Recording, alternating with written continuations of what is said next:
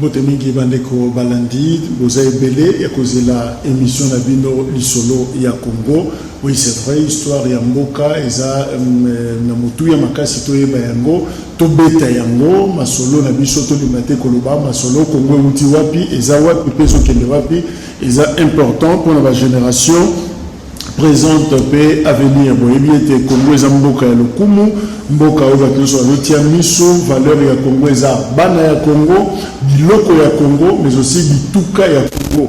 Na kati ya bituka wana tofungoli miso na biso kotala mboka moko ya Congo.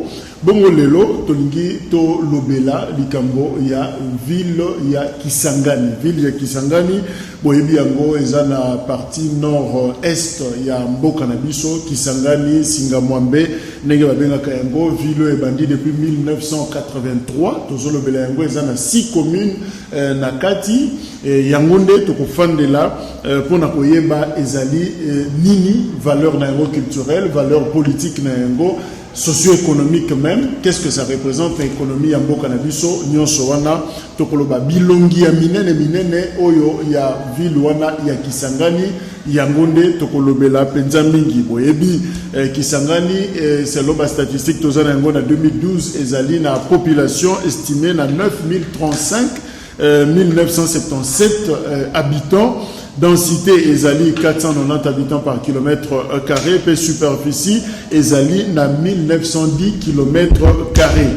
Bazoloba minoko mibale principalement ezali Swahili pe lingala français boyebi ezali langue officielle il y a école na biso. Alors pour yango tous un consultant permanent il y a émission oyo professeur José Adolphe Voto de professeur Mbote de projet Kalonge.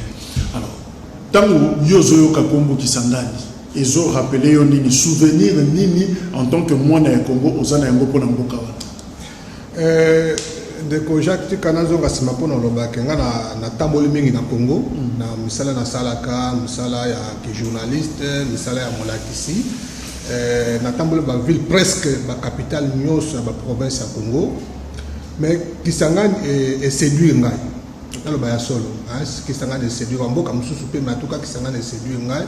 Ça fait quand même dans le bac ça fait 3 ans que j'attends cette université à Kisangani et dans quel cas na sali ba 1 mois 2 mois mais j'ai été frappé na mboka wana au point que pour ngai na koma kango que Kisangani est la capitale culturelle du Congo. Capitale culturelle du Congo pour mboka wana une histoire moko particulière et na kokoloba même que ko beta masolo ya histoire ya Congo te sans ko beta masolo ya Kisangani. Soko beti masolo ya Congo beti masolo ya Kisangani te et loko ya makasi et kozanga. Donc c'est vraiment une ville symbolique, une ville où ils ont sangisa ba congolais parce que problème ya Congo pe ezali problème ya ko kabwana photo lo bango polele. Pour ma Congo et loko benda ya Congo si meza pe tribalisme, régionalisme. Alors Kisangani les a parmi ba rare ville na mboka na biso oyo makambo wana eza penza minimiser pour compte tenu la histoire na yango que eza mboka ya ba congolais yonso eza mboka ya batu yonso so otali mboka na biso so ki même Kinshasa ka mo ote biso de ba biso ya biso so ke na Kasai eza mboka ya baluba so ba Chiluba oza vraiment mon mboka so ba Lingala ba otalo ba Swahili ba otalo mo defa so ke na Goma na Lumbashi oso ba Lingala be Kikongo ba otalo so ke na Bandundu ozo ba Swahili ba otalo mais na Kisangani oloba Lingala eza seule ville ya mboka oyo seule oyo bato balobaka na Lingala na Swahili na ba capitale ba province nyonso eza na mboka moko to ba 2 langues nationales ezate na Kisangani ba Lingala kaka na Lumbashi ba Swahili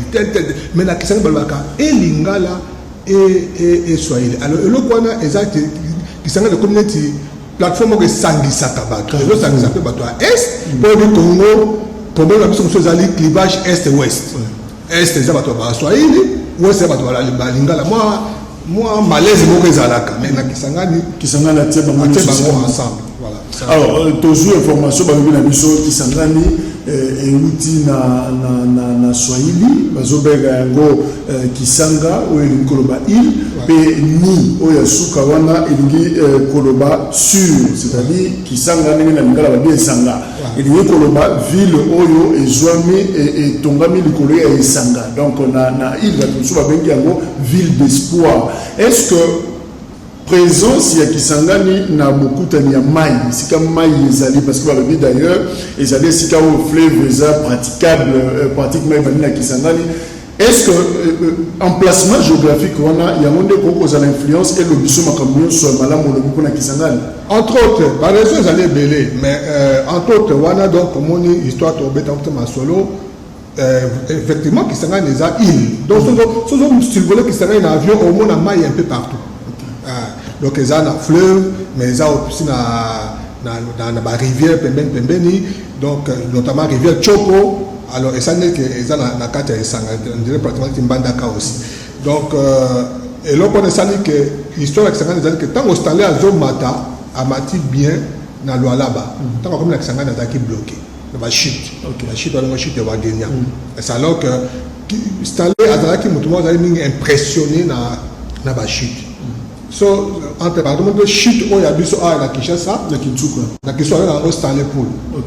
Donc patos au chute ezali abandé côté lema yango moni po nango pe atie ville yem atie ville awa Léopoldville yango ba bengi Kisangani Stanleyville donc ye atema ki wana na kombo ya Stanley donc so kombi wana lelo omona ba vestige installé okomona ndako oye abandé ko fanda ma église batonga na l'époque wana donc atika kombo na ye donc c'est donc Mai, ils ont joué influence makasi via Kisangani les autour ya Mai à part Baston.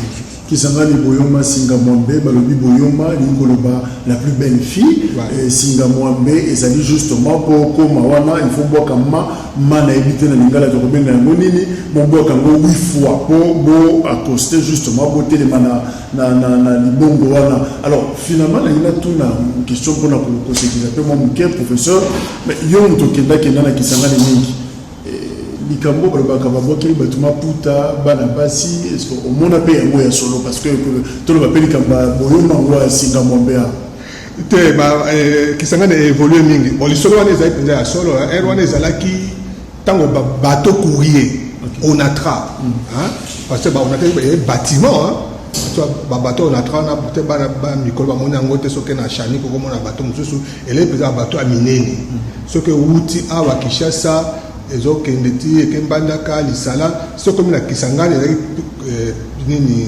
pora suka soko bateau komi mboka ningani et par exemple que parce que bateau munene jona mambo ebele masanga biloko pe ko kita na biloko oli ebele alors ezalaki tango bateau zo kita boze lokola ndenge mutu ke wuta ka bandu so ko to ba pour ndeba boka ba alors bateau na bando mape bateau ebele ba kamera na mission ba fonctionnaire donc alors culture ya kuna basi balaki na culture moko ya hospitalité ba topoke ba sona ba na ba basi mfukuna ba basi kitoko balaki disposer ya koyamba bapaya koyamba mibali o bazoya au point que ils étaient disponibles donc c'est vrai que donc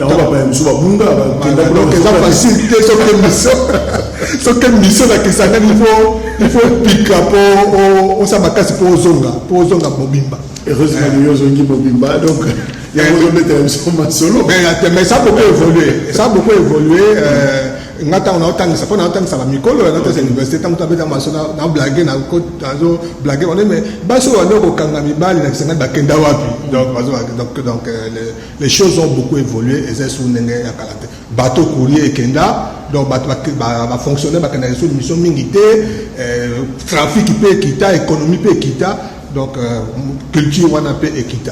Donc, dans l'histoire, tu aurais retenir que toujours devoir vu la Kisangani, Stanleyville, na Stanley. Non seulement Kisangani, mais Mboka Mobimba, Congo et Stanley. Ça, c'est l'histoire. L'explorateur. Stanley, Tokozonga Simamoko Beta Nisolo Nae, Stanley Azalaki Elenge Mobali, Bazolo Bake Akolaki difficilement, Baparane Bakufaki très tôt. Alors, akola qui n'a passionnant. On a anglais. Aza anglais, akola n'a passionnant. Babokola qui n'a pas sango. Et puis, destin, c'est que ala qui m'a les mingi. Ala m'a les mingi au point que pour nous récompenser, sango au bande ko encadrer bango na fin de l'année, moko asala ka ba résultat bien après ça cadeau il y a Bible. C'est cadeau Bible. Alors, et donc on a essayé et marqué vie à Stanley. Déjà à 17 ans, à Longwe, Angleterre, à l'aventure, on allait à l'aventure à l'époque. À l'aventure, à Mati bateau, à 4 États-Unis. 17 ans. Donc, à commis, comme ça, la bateau, a commis, tant à commis dans les États-Unis, à s'intégrer dans la famille. Comme on est à Stanley était, comme on est à qui j'adore quelque chose comme ça. Alors, famille, qui est dans États-Unis, comme papa on a comme on a Henry Morton, Henry Stanley. Il y a beaucoup de Morton après. Alors à Bandiwana, à Sali Moussala, à Bandipe Kotanga, comme on a les Mingi, à Bandi Siko, ça était armé. Et la sécession on a à l'époque des États-Unis, à Sali était armé, à côté armé. Comme on a les Américains, c'est-à-dire anglais, à Sali à comme des mercenaires. À Sali armé, puis après, tant que guerre Sili, à Bongwami, à comme journaliste. La parenthèse, pour la Kolobake, Mboka Européen Congo, ils ont marqué dans les journalistes. De cas, je montre ça, les Amoussala Mounene. Journalisme, les Amoussala Mounene, le Congo a été marqué par le journalisme. Je rappelle que vous êtes professeur, il y a journalisme, donc il y a Tanguy Saka au forum de journaliste. Ouais, les gens qui sont comme les gens qui sont professeurs, ils sont au bando, ils sont au Mbongo, qui sont l'économie, qui sont mais journaliste, peut-être un bon mingi, il y a tout le monde qui saute. Mais les gens qui sont lengi. Les gens qui sont à valeur, au coût na batu belé, au colia na ba président, au coût na batu nyonso, aux a décomplexé, au voyager tout ça, mais musala ngoza, et on musala musicien, ils sont lengi mingi. Donc il y a un plaisir à faire ce travail. Alors Stanley à côté de musala wana. Musala wana ne sali que abandi comme un journal moya mené dans l'Amérique comme on New York Herald et journal amunene, net New York Times de l'eau. Alors à l'époque mon kilomètre fonctionnait il est l'autre, bah je les allais cater, et là mis bateau. Tant qu'on ça comme reporter, il y a journal wana a combat qui reporter mené, c'est qu'on le journal et bandi ko tinda e ko c'est là comme reportage à travers le monde. Journal est indié d'abord dans la Inde, dans Bombay. Alors ça reportage, ça les reportages là yo, au tinda on a télégramme. Vous ne les alors à ça le reportage c'est quoi à combat qui a yebana qui makasi sikoyo nde sujet moko ezalaki ya bakasi ezali que nani explorateur moko alaki pe évangéliste anglais Livingstone ayaki na Afrique voilà ce jour en Afrique ezali mutaki na lune pourquoi na pour musika ake musika et puis Livingstone ake musika pe abungi trace à les insulter. David Livingstone, Azoka ne souté, Mukande Zate, contact Zate, à profiter. Alors, il faut que bâti na mutu, à que ne kolukaye, mutu baponi et à Stanley. Pour la nini, un journaliste, deux, un soldat à Kala, un marin. Donc, à qui n'a pas condition pour risquer mission wana. C'est quoi, bâti azur bateau à partir à Inde, à Bimena côté est. À côté de Zanzibar, à côté d'Afrique, sur le Livingstone. Alors que Livingstone, place à Livingstone, na Ujiji, mon ami, ma sololi, il y a Livingstone, parce que Livingstone a été évangéliste. Pour la Livingstone, il y a en Afrique, pour le côté africain, nègre, la motema. Alors, à l'Ingaïba africain, Mingi, tout ça, au point de pour le missionnaire rebelle, pour faire une atikala, ce qu'il y a en Afrique. C'est quoi Stanley à partir à Est, c'est quoi Lucasiko à Bimelabi, bon, on a zone la place à Yelaki, n'a pas information d'aller dans le mais nous là où est comme à Ouest, là comme en Atlantique.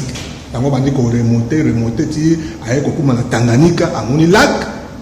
Quand Monilac, c'est quoi bandi quoi, remonter fleuve, là-bas, remonter à commune à Kisangani.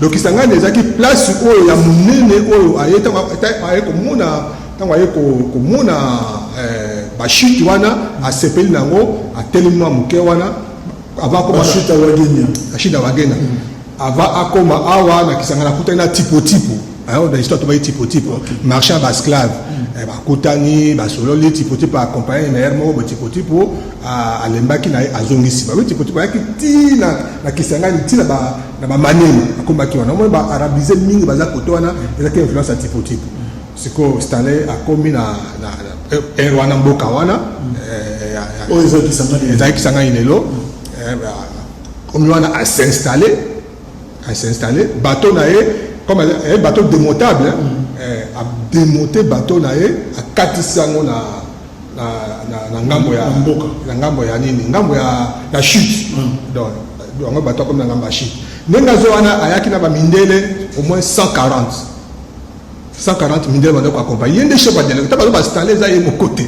et ça toute une délégation et na 140 mindele na ba tumwindu nzela wana kotambola bato bakufaka ebele bato basili na nzela malaria ba accident bato mundu pe bazo attaquer bango neti tango bakatisi kisangani babandi kokita bakutana kina bangala baboya ki basoko babundisa bango mais ye avantage aleki na munduki bakoko na biso bato mundu baleki na munduki de baleki na balance tout ça alors abandi koya comme Kisangani a s'installé, a tiki moi bilembo na wana akiti fleuve azul bateau na akiti wana tokoba na ba mboka weko ekolanda tozuna l'étape oyo akomi na Kisangani a démonter masuwa na ye a s'installer wana en attendant mais eloko ni ne frappe qui Stanley dans la commune de Kisangani na kanisa za pe beauté ya paysage bon akutaki bato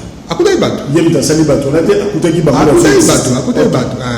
même si les gens sont comme na Kisangani bakolo Kisangani ba wagenya ko bafanda na nini wana la chute wana et ça place qui toko mingi donc même après Stanley mundele quand comme la colonisation mundele agaka bongisa site wana ko pembeni ya chute et ça moi katemba ngala ko ba urbaniser yango ba tia ba caniveau et ba tonga mboka kitoko et pe mboka mundele malheureusement ou heureusement indépendance et avant batika automatique mais heureusement la trace urbaniser ngo batia la minene ba rigole petit lelo alors eza villageois de batika la wana il fallait pas négocier les villageois ba quitter on appelle mundela tonga espace donc et là quand les bosser frappa que ezaki beauté ya ville ya site ya ville beauté ya site wana et puis chute wana abano linga chute mingi donc alors que on a eu place sur chute et alors que on a visionnaire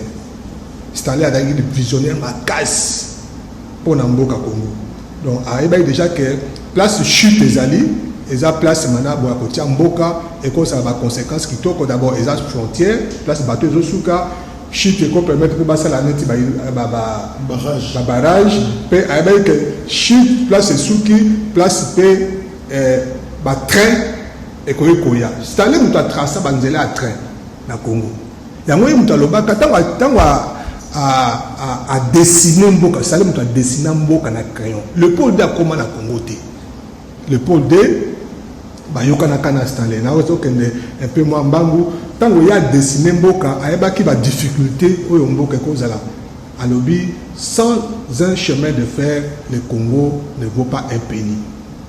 Et là, quand on a lelo, bah konzina biso ba bosani yango. Ce qui réalité, chemin de fer te Congo ezana tinate. Yango na ate chemin de fer ya est. Ko uta kuna na Katanga ti Maniema ti esuki na Kisangani. Po soki biloko mati boye comme na Kisangani ezu bateau et kiti Kinshasa. Kinshasa eza bloqué na ba chita ya Kisuka c'est là zate atepe siko chemin de fer mususu banda matadi ti Kinshasa omoni mutu wana vision déjà à l'époque le auto négligé biloko wana ozomona donc na vision na il fallait mboka ezala interconnecté yango Kisangani c'est comme une plateforme moko place oyo bateau ezoya train ezoya plus tard avion pe comme banzela pour comment c'est ça le maman celui qui comprend malamu Kisangani eza na valeur moko géostratégique pour na mboka na biso makasi makasi géostratégique, mais plus économique. Parce que l'économie, est d'abord un moyen de transport. Pour installer, il fallait chemin de fer. Parce que installer à Yebaïke Mboka, installer à Oumela, à Sala na Congo, parce que tant à Sisi voyage à Bosso accueilli, n'est pas que dans le pôle 2. En fait, il y a coïncidence. Il y a tant à Sali à découvrir Congo, à là il convient que les gens beaucoup extraordinaire. C'est quoi, à là qui est anglais. Ake azobeta masolo pas anglais muto occupé azate pour Angleterre ezaki na ba colonie partout na Inde partout na Asie na Afrique tout ça donc bato ba ko économie ba kipaki angote mais mutu moko Léopold II ya Belgique roi ya Belgique alaki na colonie te na moni ke bato nyonso bazala ba colonie Angleterre, France, Portugal, Espagne. Il y a des gens qui ont rêvé pour ça, à la peine à colonie. Parce que la colonie, c'est l'économie à l'époque. Pour les pays à Poto, ils bénéficient de l'économie à la colonie. C'est comme Ayoki, Masolo et Stanley. Comme Stanley, qui est journaliste, a commis découverte. C'est comme Abenguye, Ayokaye. Ayoki, avec Masolo. C'était les amboka kitoko, les amboka munene, vraiment ce qu'on lingi, on investit, on regrette. La monde Léopold II a condiment à financer Stanley pour Stanley à zonga les sous na Congo, balami balé à banako implanter ba ville. Après a signé ba accord na ba congolais, ba autochtone pour bandima que et donc maman là ba koko na biso yango na koko na biso ba otanga te. Mon côté, Léopold II a tindi Stanley a signé accord na chef Nabiso, chef coutumier à l'époque, roi Nabiso à l'époque, pour que Mboka et comme il y a Léopold II. Mboka doit être indépendant. Ouais, mais déjà que voilà, Léopold II qui m'a les mingi. Allez, puis là, m'a les makasi, m'a les mabé. A tino Stanley, a PC Mbongo. Apese bilamba apese bamungu apese biloko to na besoin nango Stanley tangazo koma akomi wapi chef aye abi chef nanga mokonzi nanga munene kuna na poto comme Léopold II alasi photo na ye asepeli asala na bino yango atindeli o cadeau boy tango papa tango koko amoni kaka bilamba amoni ka l'équipe bato nyonso bapese bilamba bapesi mungwa bapese ba cadeau biloko ebele et puis abi to signer mukanda na mukanda wana ekomi ke bilo mboka ya Congo. Pour Congo ezalaka boité. Congo ezalaka chaque chefferie, chaque royaume mutu, bazande, baluba, balulwa, musiri, chaque mutu azali na mboka na ye bangwandi, ainsi de suite mboka na bango. Siko yende siko yo azu idée abanda kosomba teme ko signer ba contrat ba sango pe ekoma ya Léopold. Siko na mikana ba signer wana ezotalisa ke bondimi ke mboka à part village, la place de Bilanga, où l'Union se tire dans Zamba Kuna et à Léopold II. Non seulement ça, c'est qui est plus grave, Bassine Mikanda, que na Batu, na Misala na Bango, et à Léopold II. On a pas qu'on a réalisé qui a voté. Bassine Mikanda, il semble même que na ba Monsieur Subaliana Makila. Il semble. Ça, c'est à vérifier. Pacte de sang. Pacte de sang. Pour aller que à quoi courir peut risque belé. Alors, il y a un pacte de sang, bandimi que Mboke comme il y a Léopold II, après, à quel que ça le rapport, à tirer un contact, c'est-à-dire ça à peu près dans le Congo, dans le Koya, ça à peu près seulement 5 ans. Dans 5 ans, à maîtriser ma cambouillonso, à quel que ça ne pas Léopold. Le temps où ma camboutou a dit que ma dessiné déjà 4 basus, déjà ma accord, tout ça, il y a un moment Léopold a convoqué conférence géographique du Congo d'abord. Azoka na malé malé. Anga ala kisabaninga teke alinga zamboka politiquement. Albiya kate mboka wana ezana biloko ebele, ezana ba faune, ba fleur, ba mai, ba zamba, ba nyama, il faut to batela yango. Boy ya to sakisa makazete to batela yango. Donc ba malé pour récupérer Mboka. Alors, ce que tu comprends, Malamo, adresse, il y a Stanley, et Zaki na Kisangani, Tangoye, a commis finalement, a tiré na chute, à s'installer pendant un temps, la place on a avant à Zonga. Alors, tout ce de la Siko Kisangani, importance culturelle, valeur et ce représenté sur le plan culturel. Tant que nous avons Kisangani est la capitale culturelle, et pour makamimi balemi sato na lobi awa. D'abord il faut qu'on ait que culture, âme la culture est la langue. Tant que bazo que culture loba est d'abord langue, apprendre ba us et coutume. Tant que ba culture ya Congo est d'abord langue. Alors biso ndenge lobi histoire ya Stanley awa tola kimboka mokote. Il y a solo, il faut tout le monde ya solo. Tant que toujours que Congo bakoko batike la biso Congo te. Bakoko batike la biso biteni.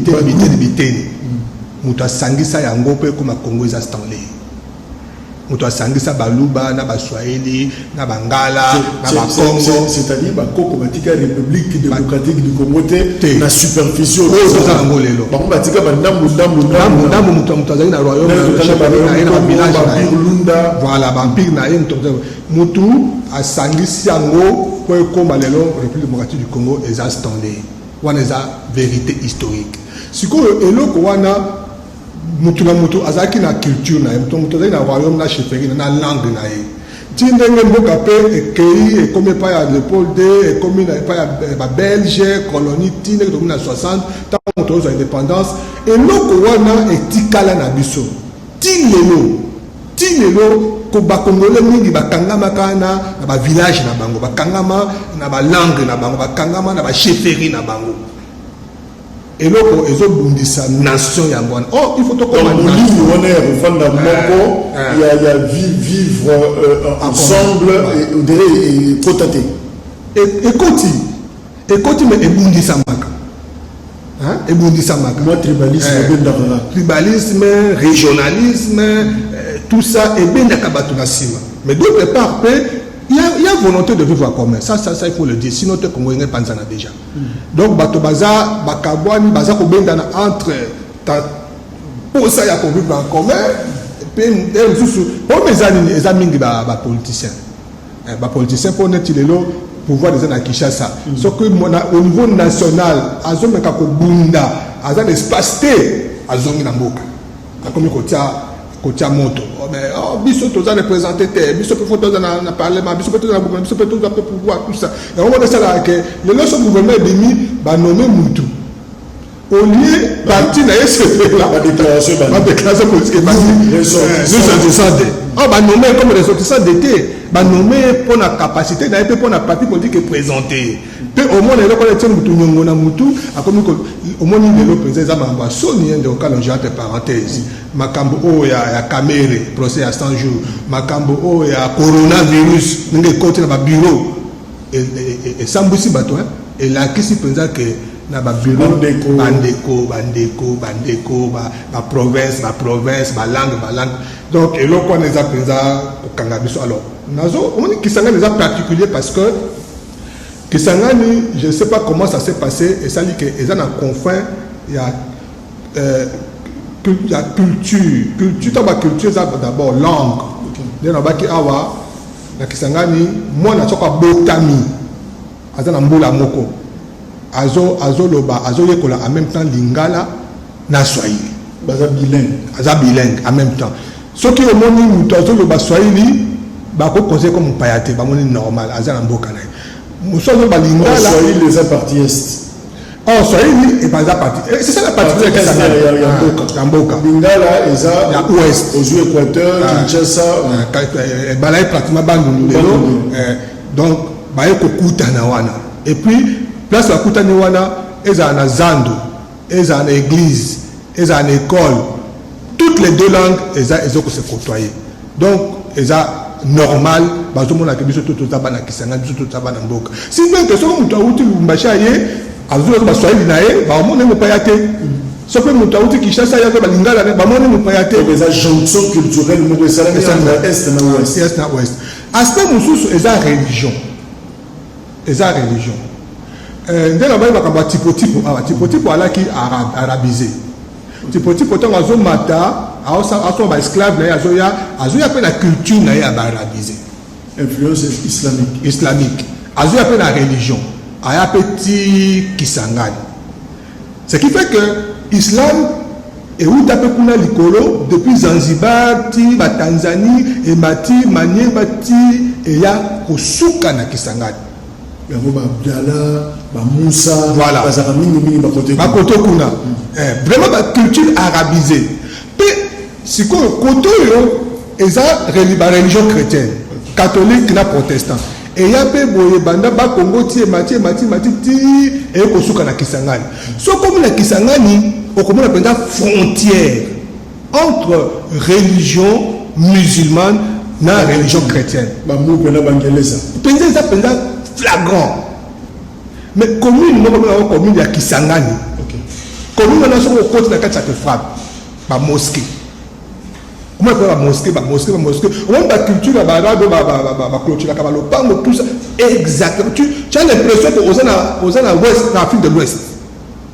alors que ba commune mususu on a des églises on a fait mosquée na ba commune mususu te commune wana o eta ba mosquée pour mon appel église ça passe dans la même ville to benga yango Kisangani eza ville culturellement eza ville ya cohabitation donc c'est extraordinaire donc non seulement ba Swahili na Bangala kutana métissage ba chrétien pe na ba musulman pe ba kutani et ils se tolèrent et ça se passe très bien. Mais pour moi, na tuna yo mutuna moko ezana bamboka na mokilia wa oyo métissage wana mixage wana ba ya ba religion ba culture et posa pas problème. Bato ba swana ka mikolo sokoka chrétien abundi na musulman pas ya tumbi oya bango église okoka tribu oyo ezosimba te. Mais secret ya Kisangani ezanini depuis histoire de rappeler yango ba type wana ozui sur le plan religieux ozui ba musulman ba yeba suki wana ozui ba mu penangelesa ba chrétien ba yeba fandi wana ba fanda ba mbula na ba mbula to tikala kana ko yoka tena matoi ke bitumba guerre moko ya ba religion et salami na Kisangani secret ya stabilité les amis population Kisangani ba population moko extraordinaire ndenge na to obetaki anecdote ya makambo ya basi ndenge bayambaka mibali donc na wana papa na biso tango mwasi wana azui mobala auti Kinshasa ye ake na ye akolambele na mbongo na ye ayambiye babenga yoko dépenser te yo place mobali wana donc c'est un peuple très très hospitalier. C'est une bonne information mais c'est histoire et ça les souhaiter c'est comme ça mbago to ke Kisangani donc déjà culture wana ya koyamba bapaya komona bapaya moi mopaya neti aza na valeur so mopaya folenge la ville d'accueil ça ce n'est qu'un aspect donc population ya Kisangani baza na culture neti ailleurs te wana pena na Congo mbezali ya komona mutu mopaya soki obandi oye c'est bien mais so bandi kopela ils pas dans l'hôtel ba monter bana mboka ya uti ko ya wa pourquoi ye bisoté pour nani ye muta directeur pour nani ye muta na libongo voilà et donc on est presque partout na Congo to ka so na lobangote presque partout na Congo ezali on dispose ba non originaire mais na Kisangani culture wana ezate mais et là on s'appelle professeur ozui exemple oyo moralement ils ont moins problème il y a basio ba yambaka batu na libongo bazuba ka maputa mais pour expliquer justement capacité d'accueil wana topé attitude oyo ba boyome ba bazana yango donc eli koloba bana Kisangani baza population yo ba yambaka batu mususu ba chaka ba différence à l'aise c'est pas là-bas très à l'aise et puis là comme monsieur ça que baza zouate au monde na mboka mingi na Congo soki projet sike yo Vodacom a ko installer antenne na awa soki na mboka wana ezamboka je prends un exemple ezamboka Bangala soki muswahili mutu baye batie directeur place wana na service moko boye au monde ayo boye dans un premier temps ça passe mais moi omeli ngape pona nini kalonji moto za directeur ngapo tuku na la capacité ma directeur na bandi ko atisse bande ko ngai kobundisa alors que Kisangani soko tali na histoire ya Congo Kisangani penza originaire à Kisangani et Bimisa Penza, leader phare sur le plan national. Hein? Leader phare sur le plan national, n'a évité. Mais tu as dit que nous Batonné, Bapaya Bayaka, ko banana Kisangani, pe badondui. Alors, quand on a une parenthèse, il y a une valeur économique. Alors, Kisangani, ils ont représenté Nini sur le plan, il y a économie, il y a beaucoup de valeur depuis l'histoire. Valeur Makassi, parce que d'abord, tout le économie, tout d'abord, moyen de communication, moyen de transport. Okay. Moyen de transport. Sauf à les cartes à Congo, c'est vrai que Kisangani est un peu au nord-est, mais il y a moins Katikati Mouké. Il y a moins Katikati Mouké. Et ça. Kala qui province orientée, la plus grande province, hein, avec toutes les capacités, donc capacité agricole, les alliés, capacité minière, les alliés, et na petit commerce, tout ça. Alors, et là, on a une facilité dans moyen de transport. Alors, nous installé à imaginer qui fonctionnement en Bokango, avec que Kisangani, les années place moko et qu'on permettre que le transport à Biloko et ya mingi côté à ouest pour aller à côté capitale à ouest, notamment dans le pôle ville. Alors il fallait le pôle ville ils allaient approvisionner.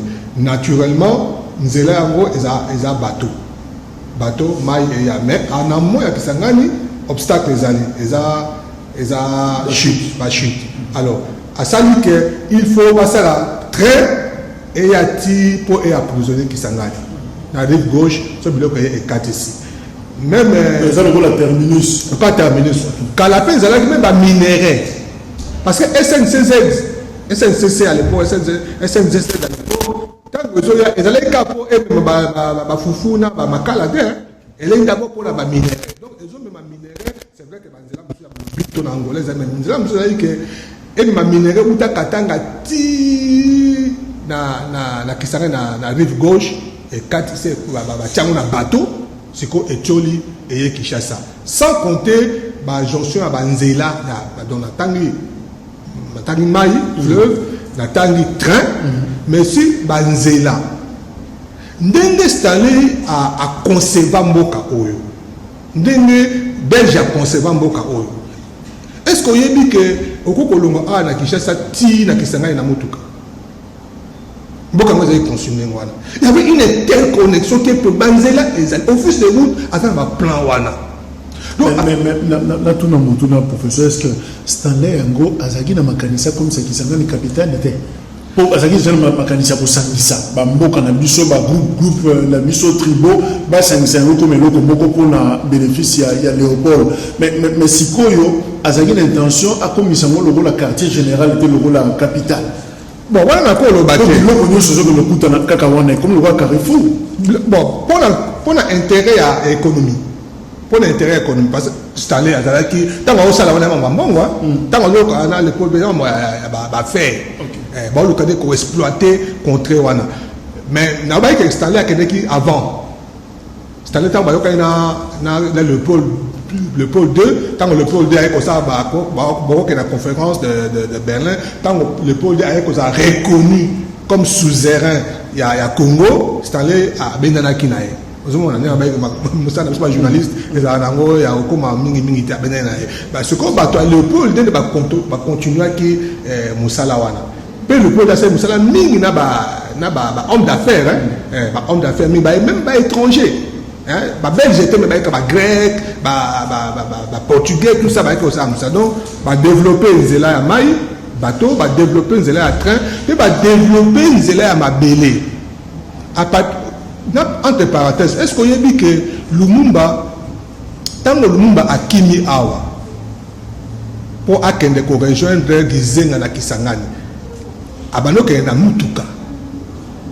Abanoke na Mutuka. 61. Ouais. 60. Donc, depuis 61 janvier, avant que la Mutuka. C'est-à-dire que Nzela est allé. Si les noms Nzela wana est allé, c'est tracé. Mais le gouvernement congolais n'a pas voulu entendre ça. À partir de Kisangani, on que de partout. À partir de Kisangani, on que de Ti-Égypte. nzela wana lelo oyo ba chinois bazonga bazongisa yango ba yango route d'Assouan. Donc il faut nzela euta banda Égypte ti Kisangani euta Kisangani ekita ti ekende ba Dar es Salaam ekende ti Afrique du Sud ekende ti Uganda partout à partir Kisangani okende Uganda okende Rwanda okende ti Lubumbashi okende Bukavu okende Kindu okende partout okende Centrafrique Soudan partout. Alors na zongeli likambo ya culture olobi Kisangani abimisi pena bato ya originaire moko bilongi penza makasi. C'est vrai que toyebi keza mboka ya Bazaiba, mboka ya Bamanisa, mboka ya Auchai, mboka ya Bangakia, mboka ya bato ebele. Mais qu'est-ce qui fait que Batouya Kisangani bango moko babimisaki na histoire misi penza mutu makasi te par rapport na mboka na bango, mais ça batali bana de bazoya ko sala charisme na bango na Kisangani. C'est qui pour bango naturellement bazaka na ambition te to zaki likamni donc on est ko rêver na bango te ngata na sona bazaka Kisangani na bango eza destin na bino eza bango forcer makambo te. Tu vois, bateau babimaka, c'est vrai, au cas où Mutuboyo, le Mumba bimi. Mais ezaka pour le Mumba, aza gangité ou à l'équipe bateau, c'est un destin. Mais comme ça, dans Mukili, Nzabe, Mokado Fumo Lanzela.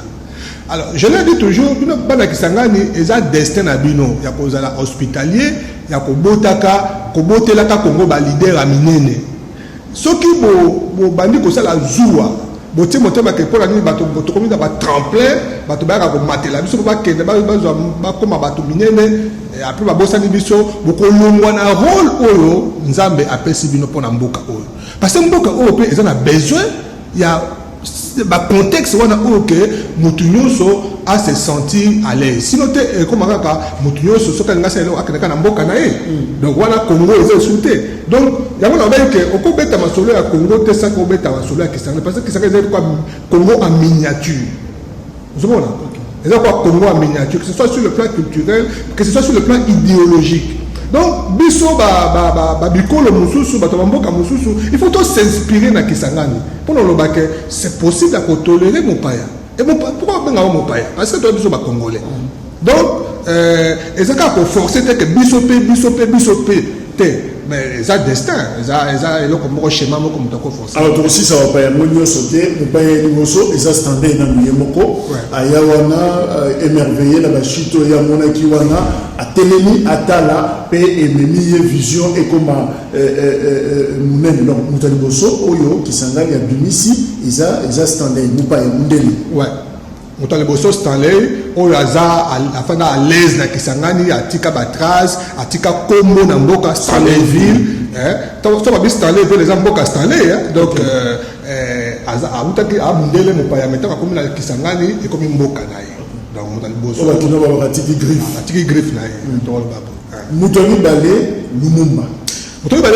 Lumumba aza mutu ya Kasai ya Sankuru aza mutetela abotami na mboka atangi na école ya Basango école ya bamissioni erwana kotanga ezalaki mpona bato mwindu ezalaki mwa pasi ndele bande ko étouffer bana je crois asalaki ba 4 ans post primaire et puis mais erwana ezalaki ebele kotanga 4 ans post primaire wana mais ake kosala mwa moke je crois côté ba Kindu tout ça mais alaki na bambition ebele Lumumba alaki babenga ko ba autodidacte c'est-à-dire abandi kotanga mingi c'est si bien que alaki na niveau koleka niveau ya kotanga ya kokende classe te mais kotanga buku voilà avant kotanga buku mingi po ayebaki ke lokola mindele bazo trouver alaki curieux c'est alors que ayeko découvrir histoire ya Congo ayeko découvrir déjà comme na ba 40 45 50 ayeko découvrir que po yebe asalaki na ba compagnie minière ayeko découvrir que biloko musala to sala oyo ba bénéfice nango nyonso ba minéraux na biso et profitaka na mindele profitaka na Belgique Congo ezo ne ba miette Congo ezo le côté alors déjà et révolta qui sikoyo amitié ambition il faut quand même à évoluer à Bisamutu alors abandi côté à est ça que ko sala na Kivu tanga wuti kuna s'orienter vers Kisangani. Place pour mon comme si les gens étaient tout jeune garçon, azotanga, azotanga qui est na ville pour monter fungwa mapé horizon, ami peut ça va chance belé. Alors ville à liboso à Fandaki pour à s'épanouir et zalaki Kisangani. Na Kisangani. Alors il y a communauté là. Il y a monté là à quel coup tu na kindute, à quel coup tu na mané, à quel coup tu na kasaïté, na bakananga, na so ba lulabo tout ça, mais à quel na Kisangani. Et il s'est senti à l'aise. Il s'est senti à l'aise à na solo pe mingina bakamyo so ka livre tem na solo mingina ba papa ya Kisangani à l'époque ba kutana na lumba sala nae. C'est que alaki na avance peu par rapport na baninga nae. Na Kisangani atangi na ba papa Nendaka qui est de Kisangani bazu chance pero douana comme université zala quitté. Mundele moko a eu initiative ya ko former ba jeunes congolais au baza éveillé 4 ans post primaire 5 ans post primaire par bah niveau diplôme d'état. C'est quoi après ça va cours du soir. Bah comme déjà au salle l'administration. Il le Mumba abandonne ça là je crois na poste. Alors ça na poste. Mais na pourquoi bazo tanga. Alors au mon niveau nous devons aller à l'université. C'est quoi bah étudiant bah na 4e poste primaire, pas 4e anité. C'est quoi ma kamazo tangi ça. Bazo comprendre. Pas comprendre. Et l'équipe a l'écolo. C'est quoi le monde a tout nous appelle est-ce qu'on a expliqué nous comment on va comprendre. C'est quoi le monde a dit est-ce qu'on peut permettre d'expliquer Miké. Tant que ce qu'on pense nous va nous tanga. Avant nous tanga butu ba livre. Tant que ce que le monde et là comme ça apparaît ça que le monde appelle ça qui journaliste. Ah, et le travailler dans l'humanité. Ah bon? Lumba était journaliste. Il y a une chose comme négligé ça la terre, au place que la terre. Lumba était journaliste. Au moins journaliste ça na kotanga kokuma. Alors, à ABC Mundele, est-ce que vous permettez que n'expliquer bango muke abandi ce qu'on peut expliquer terre à terre. À simplifier le raisonnement du professeur, Baninga va comprendre. Donc, au moment où on a déjà un PCP longueur d'avance par rapport au système Balamoko. Un peu l'idée Balamoko. Donc, a évolué après à Kinshasa. Alors, comme elle est déjà révoltée, comment on a terminé les bateaux pillés par minerais à Congo, il est déjà préparé pour à ça la politique. Mais contrairement à beaucoup de leaders, même les leaders rebelles et Rwanda, parti politique, comme la 59 pour préparer l'élection, parti politique rebelle, ils ont une association culturelle, c'est-à-dire une association tribale, les ressortissants de tout ça, ils ont comme parti politique. Contrairement à Lumumba qui est un tété là, qui est un Kassaïen, ne s'est pas appuyé sur la tribu ou la région pour créer parti naïe. A créé parti Moko, MNC, Mouvement National, comme déjà national. Donc, aller sur la vision nationale, et puis, place où Abadi ko implanté Kisangani. Ok. À Kisangani. Et comme on a dit que Kisangani est hospitalier, Batopé, Bayami.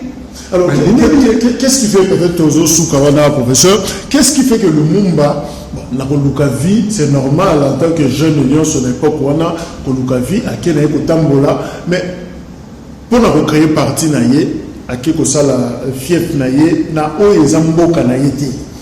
Pour nous attendre l'indeli pays à Makambazo Kolukaïba Kangaye, Kokima naïe, parce que le bien Monzela, Ezalaki, il y a Mutuka, Omutaro, Kino, Kinshasa, Kino, Léopoldville, Kino, Stanleyville, na Kisangani.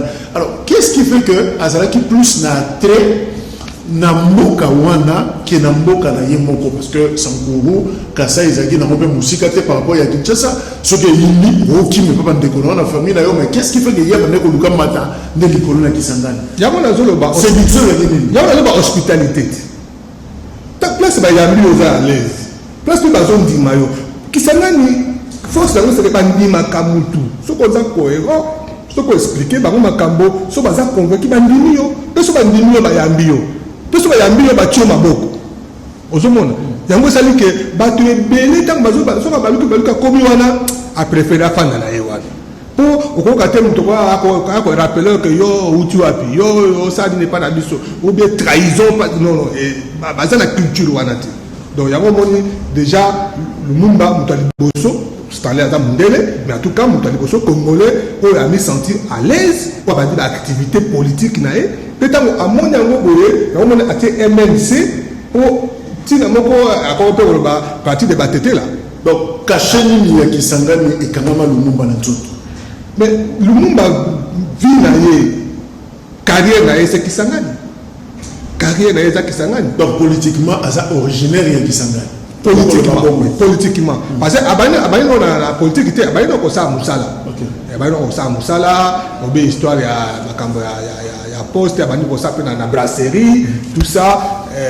Donc à ça vie professionnelle na yewana et puis après parti politique et bani kofanda. Merci. Bani kofanda bani kofanda pa kasi mais to ka mo ke bani kofanda akangami wana. C'est pelito sukana na Lumumba et puis ça biso temps il y a qu'on réfléchit que Congo tozo bomalelo tozo bebisalelo iza Congo to banda na yango bongote mutako ko réussir vie na ye carrière na ye libanda et siko yo libota nezate et siko yo bazolo bamunoko mboka na yete makoki pe ko réussir vie na ye et c'est possible à la République démocratique du Congo en prenant l'exemple il y a ville ya Kisangani professeur Tokokoba na sepelelo to sigana batuba bamela oyo bazui lelo bongo na numéro ezakoya Tokokoba to ba lisusu mutu mususu ya mibale oyo a réussi ça non pas dans mboka na ye mais toujours na Kisangani na pesi mbote na bande konyoso ya Lubunga ya Makiso ya Mangobo ya Choko ya Kabongo pe ya Kisangani oyo nyonso bazawa na Kinshasa pe partout bazako na biso to pesi bango mbote mingi professeur merci. Merci beaucoup pour la bande. Voilà, Tokutani Balasima pour le numéro Ezakoya. Vous allez encore une fois belé pour nous connaître le secret Yambo Kanabiso pour comprendre que Congo est à merveille. Au revoir.